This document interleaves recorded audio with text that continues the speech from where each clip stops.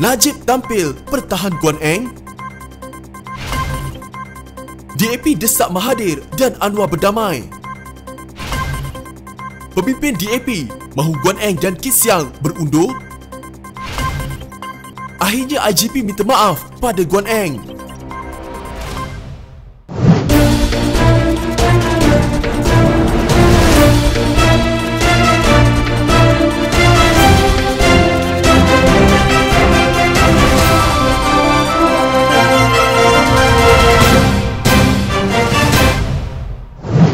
Walaupun beliau musuh seterunya, Najib Razak malam semalam tampil membela Setiausaha Agung DAP Lim Guan Eng. Najib berkata, polis harus menggunakan pertimbangan wajar dan tidak seharusnya memanggil bekas Menteri Kewangan itu untuk disoal siasat sehari sebelum beliau menyambut Christmas. Ini tidak patut. Buatlah siasatan minggu pertama tahun depan. Jangan bagi modal kepada mereka, DAP, untuk menghasut rakyat, kata Najib di Facebooknya. Sebelum ini Lim berkata, polis melancarkan satu lagi siasatan terhadapnya berhubung dua kenyataan yang dibuat pada 2019.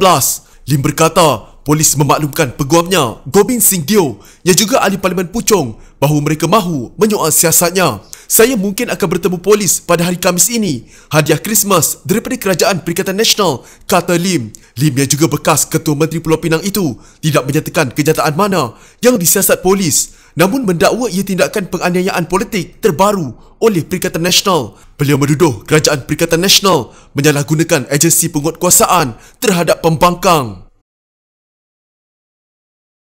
Jika anda mempunyai gejala seperti demam, batuk dan sesak nafas, jangan berlengah untuk terus ke klinik atau hospital bagi menjalani ujian saringan. Bersama kita tangani wabak COVID-19. Seorang pemimpin kanan DAP hari ini menggesa Dr. Mahathir Mohamad dan Anwar Ibrahim meleraikan perbezaan mereka demi memastikan misi pembangkang menawan semula Putrajaya tidak tinggal sebagai angan-angan Mat Jenin. Timbalan Ketua Menteri Pulau Pinang, P. Ramasamy berkata, pembangkang tidak mungkin menjatuhkan Kerajaan Perikatan Nasional pimpinan Muhyiddin Yassin selagi tidak bersatu sebagai satu saf. Selagi pembangkang tidak bersatu, hasrat mereka menawan semula Putrajaya akan tinggal sebagai angan-angan Mat Jenin, kata beliau.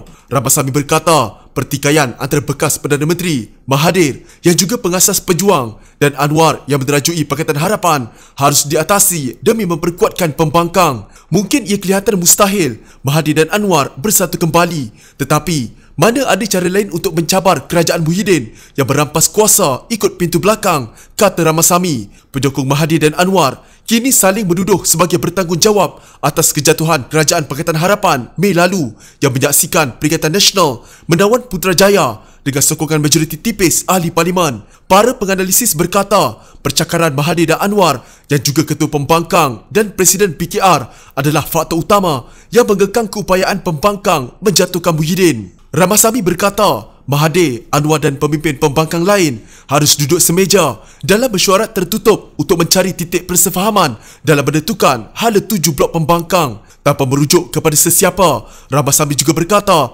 pemimpin tertentu juga harus memohon maaf atas ketelanjuran lalu agar permulaan baru boleh dibuat. Pembangkang harus telus mengenai punca ia kehilangan kuasa selepas memenangi pilihan raya umum ke-14 dan siapa yang bertanggungjawab atas musibah ini. Kita mesti meyakinkan rakyat bahawa apa yang telah berlaku tidak akan berulang, kata Ramasamy.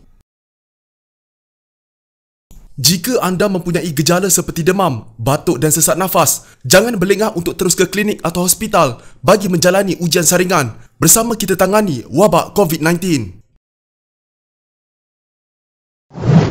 Ahli Jawatankuasa Eksekutif Pusat DAP, Teng Chang Kim, yang telah mengumumkan persaraan politik baru-baru ini mengajak dua veteran parti iaitu Lim Kit Siang dan Lim Guan Eng untuk mengikut jejak langkah sama. Beliau berkata, dua pemimpin kanan DAP itu perlu berundur untuk memberi peluang kepada pemimpin generasi muda. Katanya yang juga Esko Selangor, Kit Siang dan Guan Eng telah mengisi separuh sejarah parti dari 1960 hingga sekarang dan sudah tiba masa untuk menyerah kuasa. DAP sudah mencapai zaman puncak dan sudah tiba masa untuk mereka menyerahkan kepada orang lain untuk meneruskan perlumbaan seterusnya, katanya ketika menerima wawancara Nanyang Siang Pau. Menurut Chang Kim, disebabkan terlalu lama dengan kuasa dalam parti, banyak perkara telah menjadi kebiasaan, malahan menyebabkan mereka mempunyai kuasa yang terlalu besar dalam DAP. Katanya, walaupun Perlembagaan Parti menetapkan Jawatan Setiausaha Agung DAP tidak boleh dipegang orang sama melebihi 3 penggal, tetapi Setiausaha Agung semasa Guan Eng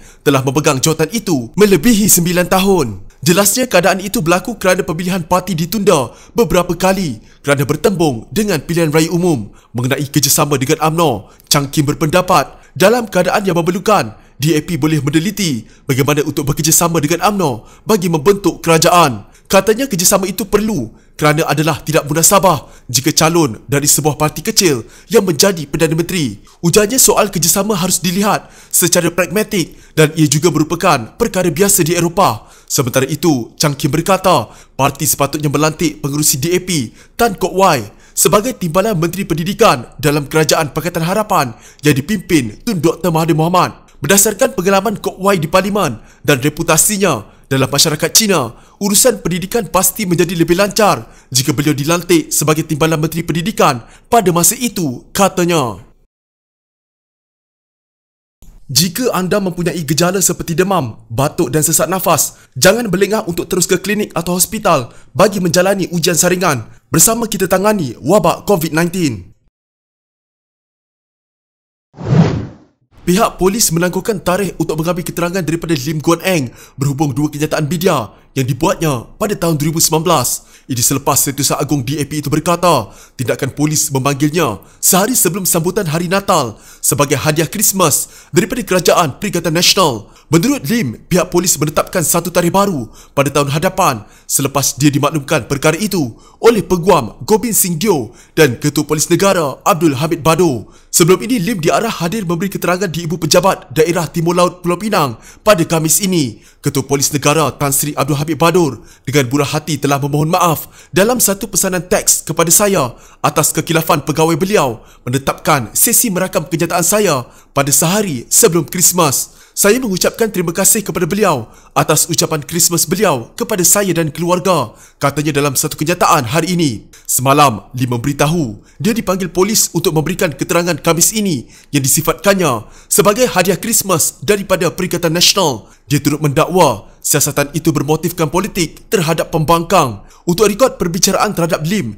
yang menghadapi 4 tuduhan berkaitan projek terowong bawah laut Pulau Pinang akan bermula pada Jun tahun depan. Lim dituduh menerima suapan sehingga 3.3 juta ringgit dan meminta suapan 10% daripada keuntungan projek tersebut selain menyalahgunakan kedudukannya untuk melupuskan 2 bidang tanah bernilai 208 juta ringgit.